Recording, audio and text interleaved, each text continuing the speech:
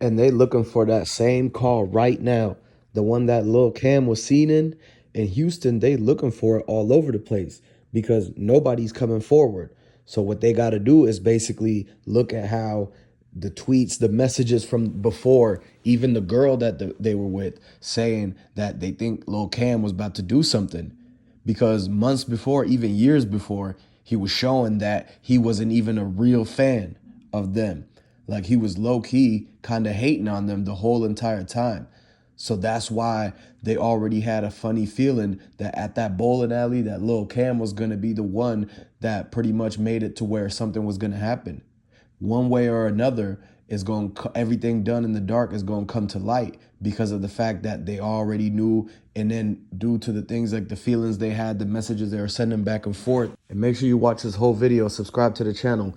So that's why everybody is looking at it like, okay, so like the dude Lil Cam was the problem already. He was already a problem child. Like even his dad is actually friends with basically the dude who's a right hand man of Jay Prince Jr.'s dad.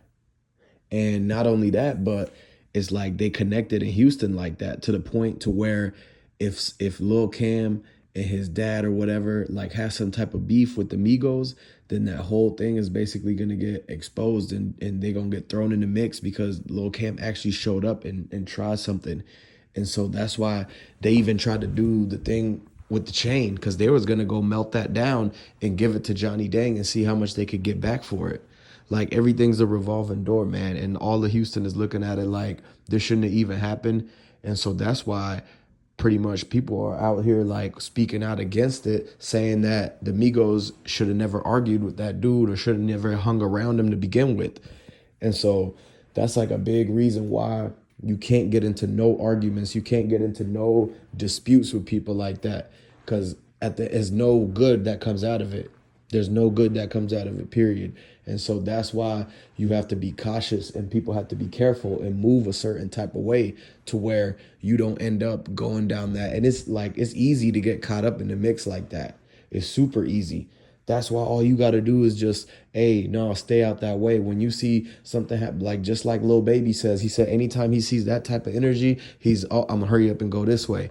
Cause it's like, no, that ain't going to have nothing beneficial out of that. All of that is just a setup basically to get you to act or react in a certain way. They just want the reactions from people. So that way, if you raise your voice or you try to go into an argument, they're just going to try to take it to the next level. Like you playing into the game, you can't play into that. And that's a big reason why a lot of people thought that, it was a bad move for Quavo to be arguing like that with Lil Cam. Like, what's Quavo doing wasting all that time? They could have actually already walked down the stairs. Takeoff was ready to go. And so was Migo Bands, like the manager, all of them was ready to go. And it's like they wish they would have caught this earlier. They wish they would have caught it earlier, but the whole time they was hiding Lil Cam in that back of the bowling alley. He was kind of keeping an eye, waiting for that right time. And that's probably why they told everybody to go outside. They told everybody to go outside, and one of the reasons people think is because that they don't want Lil Cam to do something on the inside of the store because then it would be more it could be more like of a problem. And so that's why they're like, okay, wait till wait till that bowling alley part closes and they tell us to go outside. Once they go outside, they're gonna stall them with the argument, and then Lil Cam's gonna walk up and try to do the whole chain snatching. So that's really like you have to understand that it could have been planned and plotted, and if it was planned and plotted in a certain way, it could have gone down just like that, because there's no reason for them to just be standing outside of a place after 2 a.m. like that when it's already closed. And the thing is that because it's Houston and they were mob ties, then mob ties and them can tell the security to back off, that they're not going to leave that front, that they decide when the store closes and opens and all that. So really the people at the bowling alley, like the owners, they didn't have no choice. They tried to tell them like, hey, you can't just be arguing inside here. So when they said, okay, we gonna take the conversation outside or whatever, make it and install them, then start the argument. And then that's when they release Lil Cam. He walks out and everything happens. And so it's rare, it's wishy-washy. Everything is real fishy. You got to be able to see through those things. You got to see it from a mile away. Because if you could see this type of behavior from a mile away, you would already kind of know, oh, you would like literally, as soon as you get that sense, the intuition, you will already know, oh, it's time to go, time to boom. When you already know and have a plan, if you see some signs like this, you already gonna do that.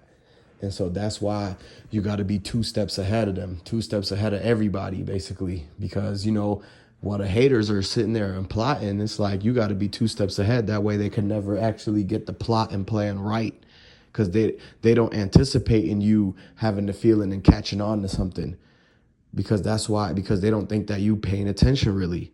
Everybody think like, oh, they probably having fun, they probably doing this, they're not going to see it coming, like they're not going to be looking over their shoulder, like still on guard. Their guard was down. You can't let the guard down too much. If you let the guard down too much and you're not staying 2 steps ahead, that's when things start to catch up.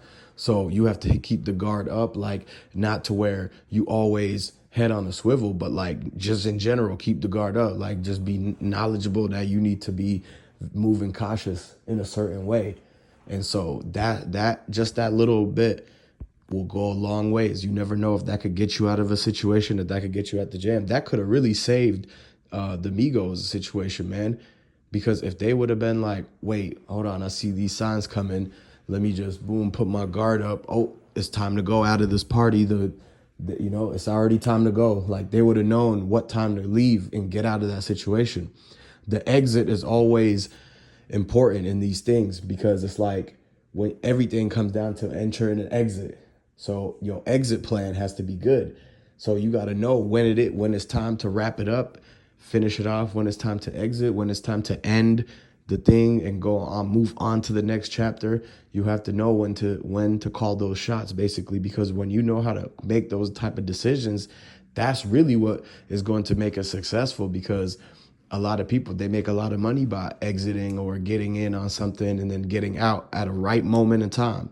So that goes the same way with how you move around. You got to be able to know how to get in and get out at the perfect time. So that way you never get caught up in the mix of somebody who's trying to plan and plot, but they didn't. You stayed 2 steps ahead and got out of there at the right time. So you see what I'm saying? It all comes full circle. It all comes complete back, man.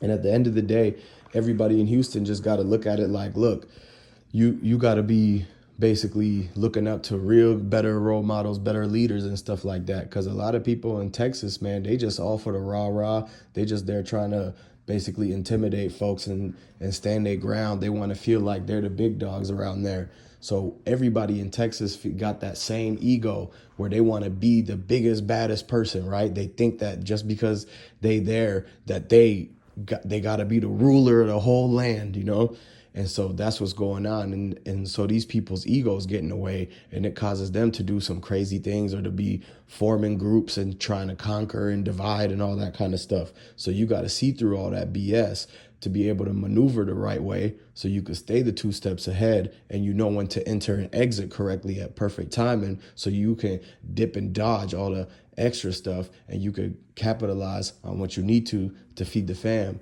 and to take care of your peoples. So without further ado, subscribe to the channel, like this video, comment down below. I'm going to catch you on the next one.